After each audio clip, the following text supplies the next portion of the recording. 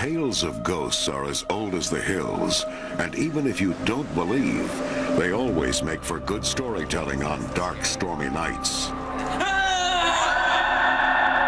But if the tale is told right, not only does it send shivers up your spine, but it makes you start to question, could it be real? So if you believe that cemeteries, civil wars, and jealousy murders make for good ghost stories,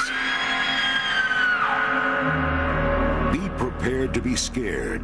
You're about to witness a recipe for the dead rising. Our tour of America's haunted hotels kicks off with one of the most famous and beautiful hotels on the West Coast. And because this hotel's first class, people are dying to get in. When the Hotel del Coronado was built in the 1880s, crowds of people used to picnic at the site just to watch this masterpiece of Victorian architecture go up. More than a century later, crowds still come to enjoy this elegant destination hotel, and with good reason. It's conveniently located on the small island of Coronado, just off the California coast, a short drive from the great restaurants of San Diego. There's something about the Del that is so unique. I think its history is certainly a significant magnet, and the architecture, as you know, you've seen it yourself, is absolutely spectacular. And the location, being on 26 beachfront acres, is truly almost impossible to replicate anywhere else. And for the last 100 years, the Coronado has attracted big names from all over the world, including world leaders, crowned heads of Europe, as well as American royalty. The Hotel del Coronado has even doubled as a movie set, like in the Hollywood classic Some Like It Hot, starring Marilyn Monroe. But this hotel's most famous guest might be a permanent resident. She's a Victorian beauty named Kate Morgan. I definitely believe that Kate haunts a hotel. But will you believe it too? The eerie tale begins as mysteriously as it ends. Kate Morgan checked into the Hotel del Coronado on November 24th, 1892. Suspiciously, she signed in under what would prove to be a false name, Lottie Bernard. She was alone, had no luggage, and appeared to be ill. One point she asked for a glass of whiskey to be sent to her room. She was very ill. Everyone at the hotel recognized that, and she was in a lot of pain. Kate Morgan spent 5 days at the Hotel del Coronado. On the 6th day, she was found dead. Kate's body was actually found here the morning after she killed herself by a hotel employee. After discovering her body, he alerted everyone at the hotel. Then they began the painstaking process of trying to figure out who she was and where she came from. When they could not really determine her exact identity, they did a sketch of her face, and they sent that sketch to newspapers and police agencies throughout the country. The newspapers around the country began calling her the beautiful stranger because of the mystery surrounding her identity. Finally, the police received an anonymous letter identifying her as Kate Morgan from Iowa. The news shocked the country. Suddenly, Americans became entranced by this mysterious woman who traveled alone, without luggage, and with an alias. You can imagine what a traumatic and kind of scandalous event this was back in 1892. Gradually, they pieced together the background of this tragic beauty. She and her husband used to ride the trains around the country and gamble. And she supposedly posed as her husband's sister so she could distract the gamblers, and then he would make money off of his competitors. But on the train to San Diego, Kate and her husband had a fight, and he left her. At the Hotel del Coronado, she waited, hoping he would join her. Finally, alone and desperate, she gave up. Though Kate Morgan has been dead more than a century, she apparently has never left the Hotel del Coronado. She was young, she was brokenhearted, she was on her own, and she killed herself. And I like to say, you know, even a Hollywood screenwriter couldn't come up with a better potential ghost than that. Over the years, countless visitors to the Coronado have reported seeing, hearing, or feeling Kate's presence. Karen Lakis is one of them. As I'm putting the key in the door, I'm glancing over my right shoulder, and I glance over and see this beautiful, beautiful, stunning woman who's also putting the key in her door. And we nod as if to say goodnight. We don't speak. And I take one step into my room and realize that this is not a woman of our era. She was a woman dressed in a beautiful Victorian gown. Her hair was done up. She was absolutely magnificent. And I realized that I had seen a ghost. And many other hotel guests have made the same claim.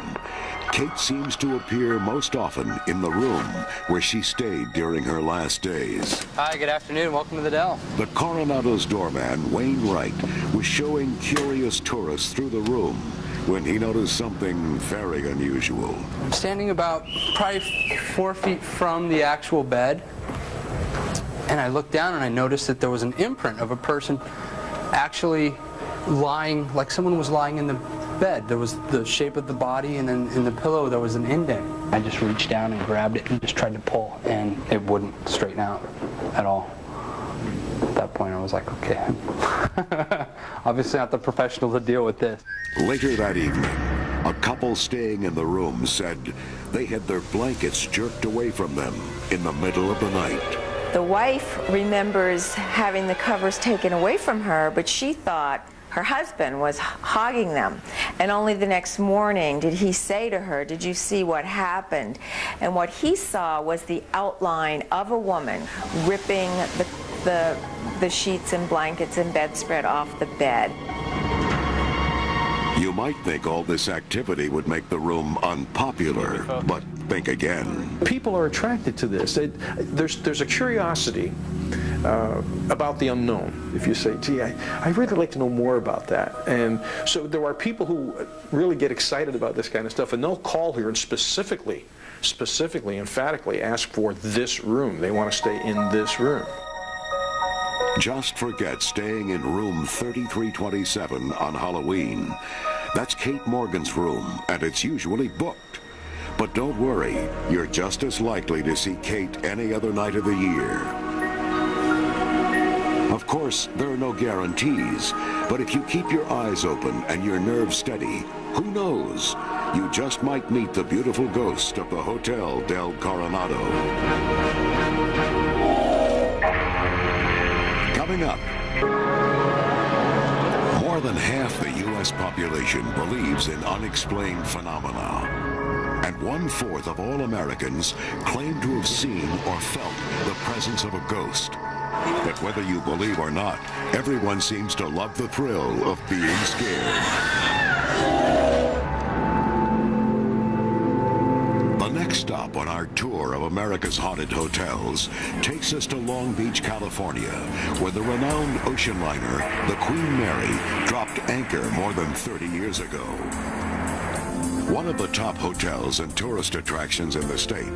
More than 1.5 million visitors come here every year, and not just for the food. Guests tour the ship, dine in her restaurants, or spend the night in one of her many historical staterooms. So what draws all these people to a big boat that never leaves the dock? First of all, she was the third largest of the ocean liners built during the era of the great passenger liners. At over 81,000 gross tons, she's over 1,019 feet long, 118 feet wide, and has 12 decks. She's in fact much bigger than the Titanic, which for many people, they believe that was the largest ship ever built. But you would have actually been able to have nested the Titanic within the Queen Mary's hull. The impressive details of her specs aren't all that appeal to visitors. Rumor has it, there are also other worldly lures. First is the incredible stories that people have to tell, the memories that incorporate the essence of this ship. The second is the physical beauty of the ship. This is one of the few true Art Deco treasures that still exists anywhere in the world. And third, I suppose, would be the ghosts of the ship. That's right, she said ghosts. It's been said that life aboard the most luxurious ocean liner ever to sail the Atlantic wasn't all tea and crumpets. It was frequently filled with drama and death. It began not long after she was launched in England in 1936. It was then that she was pressed into military service as a troop carrier during World War II.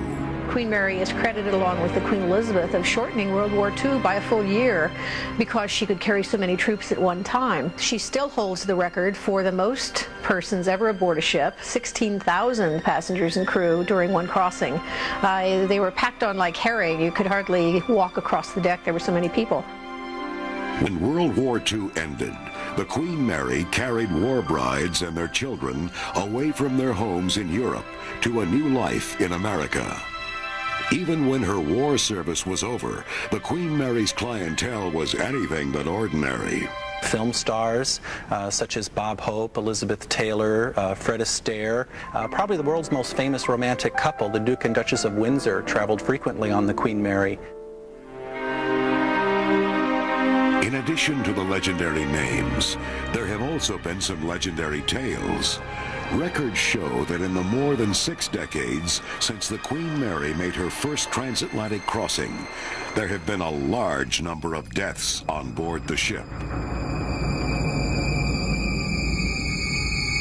And it's said that the spirits of many of those people are still here and make themselves known frequently. They're sort of minding their own business, doing what they would do during a passage on the ship, and they don't seem to realize that they're spirits. They seem to think they're part of the crew or part of the company of the passengers on the ship. In fact, ghost sightings are reported so frequently that the ship recently opened a new tour, Ghosts and Legends of the Queen Mary. We're now entering the officers' accommodations. This is an area of the ship where the senior officers had their cabins. And every part of the ship is said to have its own dark story to tell. 1947, a senior second officer accidentally drank some tetrachloric acid, thinking it was gin, and actually poisoned himself to death. Since that time, there have been reports of ghostly sightings in the officers' quarters and also in the bridge and wheelhouse directly above us. And that's just the beginning. One of the bigger parts of Ghosts and Legends is that it's in the lower forward areas of the ship, which have not been open to the public since the ship arrived here in '67, and before that only available to the crew members. So the public has never been in these areas. There are boiler rooms and storage areas way below the waterline. This dark and creepy underbelly of the ship is the last place you'd want to be trapped. A perfect place to tell a ghost story, I should add. We're now entering a part of the ship known as the isolation wards. These were hospital facilities that were designed to take care of passengers who were discovered to be traveling with communicable diseases. It's also been documented that the isolation wards were used as a holding area for stowaways that were arrested traveling illegally on board the ship. But rather than being jailed here to face the consequences, some of them committed suicide. And one of the most famous ghost stories is reported to have happened right here. Down in the depths of the Queen Mary shaft tunnels is watertight door number 13. And in July of 1966, a very tragic accident occurred here involving a young fireman's apprentice. The young man opened the door to get through but got caught by it. And you can see by the size of the door and also these massive gears, it would be very painful. The door came back on him and trapped him in here. He was crushed to death. And ever since then, strange supernatural occurrences have been reported at this very spot. Not only sightings of ghosts, but also of sounds and experiences. And we don't know for sure, but it's possible that the tragic accident that occurred here at watertight door number 13 may have something to do with the supernatural phenomena that occur in this area of the ship. But this isn't the only place they say spirits tend to gather. Many believe the swimming pool is the most haunted part of the ship. People claim to hear laughter, splashing water, and wet footprints, even though there is no water in the pool. There are some psychics that believe that there are over several hundred ghosts that occupy this area of the ship. And they believe that there's a vortex into another dimension by which these ghosts come and go. And it's this poltergeist epicenter that people from miles around hope to catch a glimpse of. Well, some of the oldest stories that I've ever heard of reports of ghostly activity in this area involve a woman in a swimming suit. Sometimes she's seen around the swimming pool ready to dive in. Sometimes she's seen up on the balcony. But in any event, she always disappears. It's believed that one staple spirit of the Queen Mary is a little girl who appears all over the ship. Yet the story behind this little girl ghost will forever remain a mystery. She is a trickster and a prankster. She slams doors and appears to want to play. People will look up and see this little girl in a bonnet with a period dress. They'll realize she's sort of floating and look down and see she has no legs and disappears. But she's pretty spectacular. The staff says that ghost sightings are so common among the crew members that you're not really considered official until you've had one. It's sort of like a tradition, you know, a rite of passage. We like to call the people who haven't had an experience here paranormally challenged. Some people have suggested that the owners of the Queen Mary take steps to get rid of their ghosts, maybe a giant shipboard exorcism. But the staff adamantly disagrees. No. We figure they are having a good time. They might as well stay and enjoy themselves. I have never really spoken to anyone who have felt threatened or endangered by any of the experiences that they had. So I think for the most part, the hauntings of the ship only help to enhance the romance and the nostalgia of the Queen Mary. So don't be fooled. One trip aboard the Queen Mary, and you might be convinced that it could be one of America's most haunted hotels. Still to come, hundreds of hauntings reported at the same blood-strewn set. Find out why spirits might linger on this hallowed ground. And which haunted hotel was made famous by the king of horror novels? Here's a hint. Here's Johnny.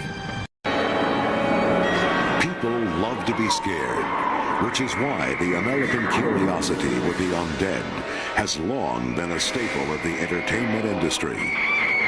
I'm Vincent Price. You're invited to my party in the house on Haunted Hill. They're called horror flicks, and they leave audiences screaming for more.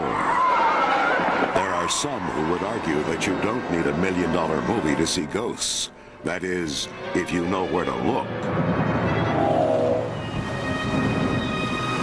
Our tour of America's haunted hotels stops off in the Rocky Mountains, just above the small town of Estes Park, Colorado. It's famous for its magnificent views, its incredible turn-of-the-century architecture, and maybe even its ghosts. You can expect to see ghosts almost every day, if you're lucky. Welcome to the Stanley Hotel, where horror meister Stephen King wrote portions of his best-selling novel, The Shining. In the summer of 1973, Stephen King camped out in room 217 and let the Stanley supposed apparition population inspire him. And although the Stanleys' real ghost stories are not quite as gruesome as those in The Shining, they're still said to spook the masses. They're not going to throw you into the wall or steal your jewelry or things that some other ghosts might do. The staff claims that these ghosts will not hesitate to play tricks on you to get your attention. They just want to say, hey, I'm here too. The man who built the hotel was F.O. Stanley, a wealthy Boston businessman and inventor of the Stanley steamer, an early horseless carriage powered by steam. Unfortunately, rich as F.O. Stanley was, he was also very ill with tuberculosis. In the early part of 1903, he went to his doctor. He was weighing about 118 pounds. His doctor told him, and he put it just this bluntly, don't make any plans for the fall because you probably won't live that long. Stanley's doctor prescribed the clean mountain air of Colorado, so he and his wife Flora decided to build a luxury resort that would not only improve his health, but might also increase his wealth. And so, if he can't be where the action's going on, back where all of his businesses are, maybe in a sense you can imagine he would be motivated to build this grand resort hotel to invite other successful industrialists out here. Basically, he brought the action back to him. A few years and $500,000 later, the Stanley Hotel opened its doors. This Heart of the Rockies retreat was immediately popular and remains so to this day. The Rocky Mountain National Park is about 4 miles from here, so you can come check in, spend the day in the park, driving around. There's beautiful hikes. In summer, we have an outdoor heated swimming pool. Hopefully, we'll keep you really busy. But they say no one is too busy to notice the ghosts. It's believed that Mr. and Mrs. Stanley are still there and are always ready to greet their guests. It's reported that Flora's favorite haunt is her old music room, and that she still loves to play the grand piano her husband gave her almost a century ago. The night manager was doing his paperwork at the front desk, and he heard what he thought was a radio. And so he went out into the lobby and was going to say to whoever might have a radio on, please turn it off, because it was late. And there was no one out in the lobby, and he walked toward the music room where the music seemed to be coming from. And when he got to the door, he could see that the piano keys were moving. When he crossed the threshold to the door, they stopped, and the music stopped. One family staying at the hotel even reported hearing Flora playing the piano in broad daylight. It was 11 o'clock on a Friday morning. The hotel was full of guests. It was the middle of the summer. They were walking by, heard music, followed the sound of the music, came to the music room, looked inside. No one was there. The music was still playing. They stepped inside, and the music stopped. It seems Flora has no interest in playing for a captive audience. It's also been reported that Mr. Stanley's favorite room, after all these years, is still the billiard room. It was during one of our tours, and the ghost of F.O. Stanley started to materialize behind one of the people on the tour. And then before he fully came into total detail, faded away again. And that's his room. The Pinion Billiard Room was his room where he liked to more or less hang out and play billiards and talk with his guests. But the staff also insists that the Stanleys like to keep a close eye on their employees. As a matter of fact, our front office manager was just saying that she was standing at the front desk, nobody was in the lobby, and she looked up and F.O. was standing in front of her with a long black jacket down to his knees, and she knew it was F.O.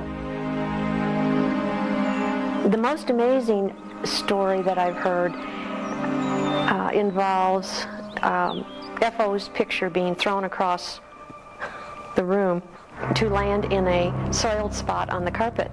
And so we all assumed that perhaps Flora was upset with the spot on the floor and wanted that cleaned up. For most guests, the most interesting part of the ghost tour is the 4th floor. In the old days, servants of the hotel guests stayed up there. The corridors are narrower, the rooms smaller, and the ghost stories even more eerie.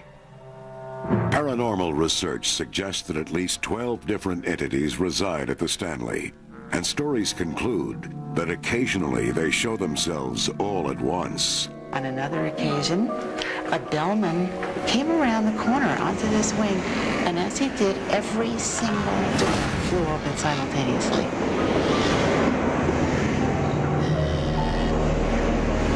Much of the action is claimed to center around room 418. This is where the cleaning crew routinely hears strange noises and finds imprints on the bed, even when no one has been registered for the room. And sometimes, guests report hearing children playing in the hallways. On one occasion, 2 separate couples checked out before they were due to check out because they said that they couldn't sleep all night because of the children playing in the corridor and making noise. Well, there were absolutely no children registered at the hotel that night on any floor. Years ago, word of ghosts at the Stanley Hotel might have ruined business. Today, it's a major attraction. I'd like to see something. I'd like to have some fun, but, I don't want to, freak out and go through years of therapy, So I'd like to see something and have fun, but nothing too traumatic. So if your idea of fun is seeing unexplained ghostly phenomena, you might want to get up your nerve and check into this scare palace. And while you're there, pay your respects to Mr. and Mrs. Stanley. They're always ready to entertain. Coming up, murder at a Louisiana plantation home results in an eerie ghostly legend when Haunted Hotels returns. At least once a year, Americans love to be scared. It's the celebration of All Hallows Eve, October 31st, better known as Halloween. But there could be some haunted houses to visit all year round.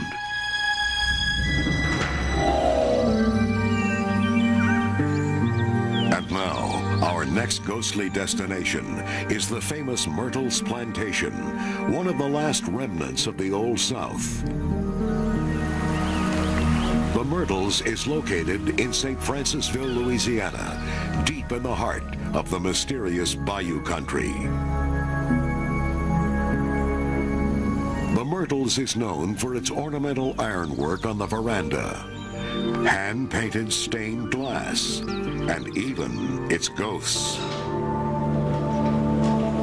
Hotel guests Holly and Mark Peretti had heard rumors about the place, but wanted to see it for themselves. When we got here today, we were walking around the grounds, and it's kind of creepy out there. The house has a very distinct personality. It's very unique and elegant, but very creepy, which I would expect it to. Maybe it's the long, dark shadows cast by the centuries-old cypress trees. Maybe it's the misty gray Spanish moss clinging to their branches. But most likely, it's the endless rumors of ghost sightings. In fact, in a Smithsonian Institute study in 1980, the Myrtles was labeled as America's most haunted house. Today, this place is ranked among 13 of the spookiest places in the country. Of course, with every spooky hotel, there's a chilling tale to tell. The Myrtles house is known for its curse. And the story is, General David Bradford built the plantation in the late 1700s on the site of a Tunica Indian burial ground.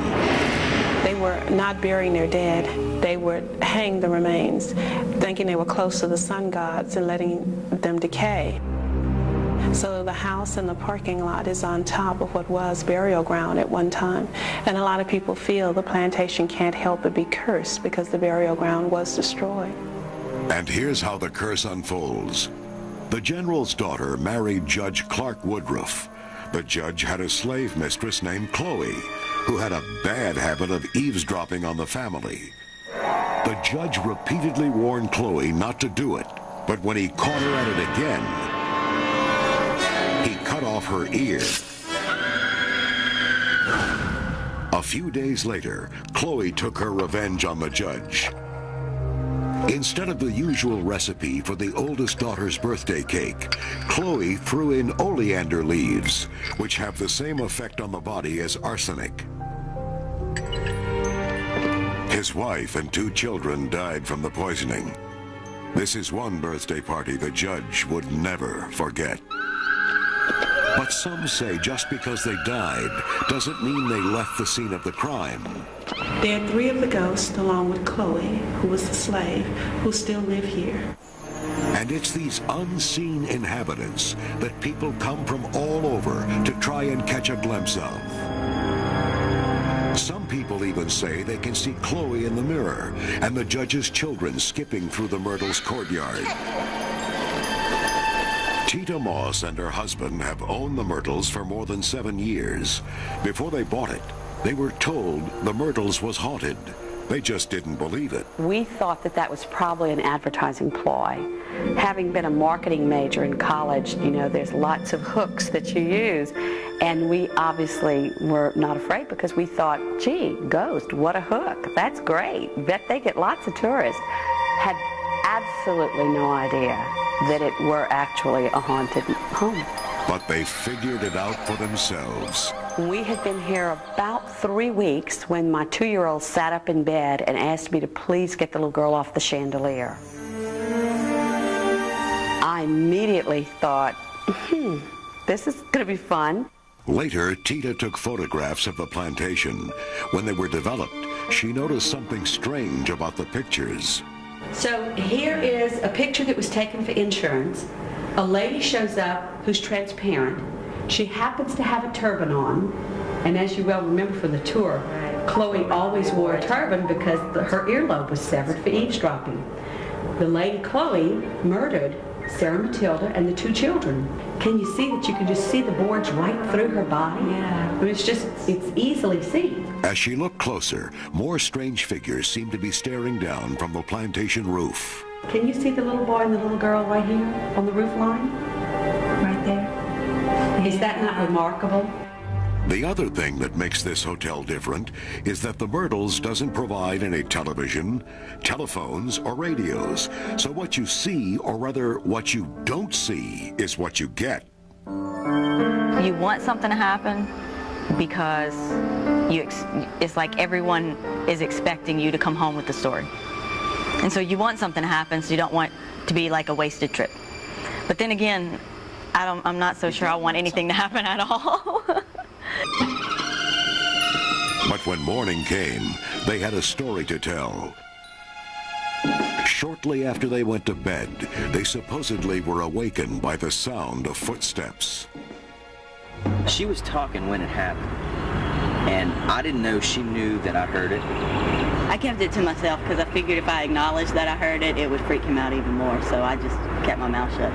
But after that, I laid awake, my eyes wide open, running on pure adrenaline. Later, Holly claimed to have another encounter. I went back over to get the shampoo out of our room, and I didn't want to tell him this, but I swear, when I was walking back, I heard little, like, footsteps following me. What? Like light little footsteps following me like a little kid or something. I'm serious. Though Holly and Mark were scheduled to stay another night, they decided one night was enough. They were convinced the Myrtles was haunted. I did it once. I don't need to do it again. It seems the Myrtles has enough hair-raising tales to last this lifetime, and maybe a few more. Coming up next, in the bloody summer of 1863, more than 50,000 men died at the Battle of Gettysburg. Today, their spirits still haunt this hallowed ground on America's Haunted Hotels. Ghosts, ghouls, goblins. Are you a believer yet? On America's Haunted Hotels, you've heard amazing stories of ghostly apparitions. First, we checked into the Hotel Del Coronado outside San Diego, California, where a suicidal beauty has been haunting the halls for the past 100 years.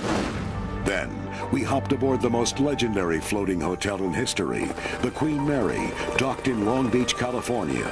The spine-tingling stories of accidental deaths occurring on this ship are not for the faint of heart. Next, we toured Stephen King's inspirational ghostly abode, the famous Stanley Hotel in Estes Park, Colorado. And we dared to venture into the Myrtles Plantation House, where the curse of the Tunica Indian burial ground took its toll on a Southern general and his family. Our tour of America's haunted hotels continues with a place steeped in American history. The fields are green and peaceful, the town quaint and charming.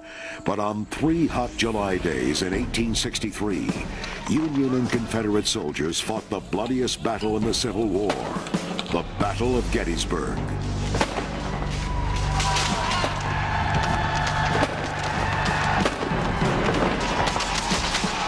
There were more than 50,000 casualties, and 28,000 of them cut down in a single terrifying day. Many believe their spirits still linger here. It's an element called sudden death syndrome. We had 55,000 soldiers who were exposed to sudden death syndrome, the traumatic death. They've been ripped from life at a young age, 15, 17, 19. They had unfinished tasks. And I think that their spirits are sticking around until those tasks are accomplished. Gettysburg is said to be the most haunted place in America. And the most haunted place in Gettysburg may be this 200-year-old building, the Farnsworth House Bed and Breakfast. When the sign outside advertises spirits, remember, it doesn't mean liquor. The Farnsworth House was built in 1810. That means almost 2 centuries of human drama and the potential for hordes of ghosts. Not forward. In fact, which is why the Farnsworth House staffers regularly try to contact their resident specters through routine seances. At this point, if you would be kind enough to please join hands, we will let the seance continue.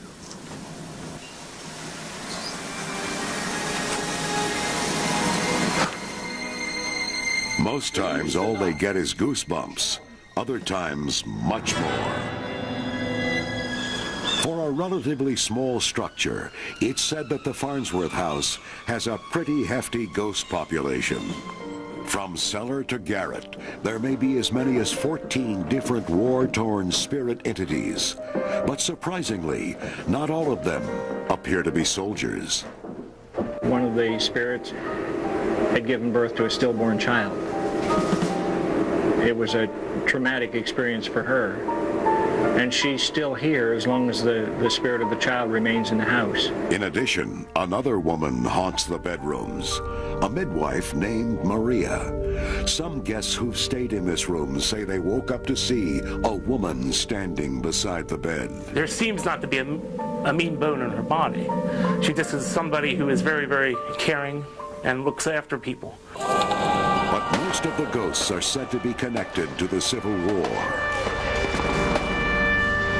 During the Battle of Gettysburg, Confederate sharpshooters holed up in the Farnsworth House garret, kept the Yankees pinned down with sniper fire.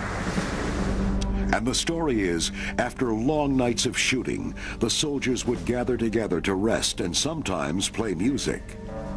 Guests have reported hearing what sounds like a mouth harp being played in the wee hours of the morning. About at 2 o'clock in the morning, sounds like a gentleman setting up here playing this mouth harp. Well, who could be up there at 2 o'clock in the morning? The answer always is the same, there's nobody. Nobody alive, anyway. They say there are more ghosts here than just soldiers and midwives.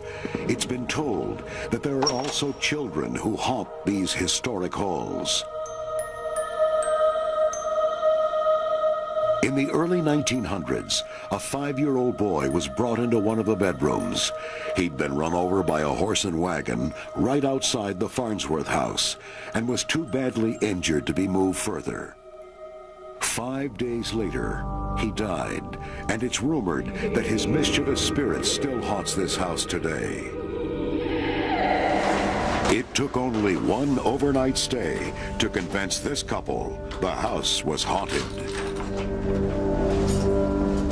The longer the night went, the more weird things happened. I felt like someone tickling my cheek, and then I felt like inside my ear, and like my face started going numb on the side. And I felt like chills up and down my body. Didn't sleep a wink. And as the night stretched into daybreak, the panic began to escalate from these strange feelings. I was petrified. I was like, every little sound I heard, I was like looking around the room, what was that? What was that? The feeling that I got was kind of like a mischievous child tickling your cheek and just messing with you. It was bone chilling. I was good until he couldn't take it anymore and woke me up. Once morning arrived, they thought the spooky ordeal was over. She left the room this morning, and I went to take a shower, and, you close the door behind you. When you take a shower, you take your clothes off, close the door. It's kind of common practice. And I'm in the shower, I look over, the freaking door's open. Needless to say, this couple left right after breakfast. They seemed to be in something of a hurry. Are you brave enough to dare a night in the Farnsworth house? Reservations are available for this ghostly Gettysburg Inn. If you visit the Myrtles Hotel in Louisiana, the Stanley Hotel in Colorado, the Farnsworth House in Gettysburg, or the Hotel Del Coronado and the Queen Mary in California, there are no guarantees that you will see a ghost. But if it does happen, there will be no doubt in your mind. When people talk about how do you know when you're in love? Well, you'll just know. How do you know that you've experienced a ghost? You'll just know.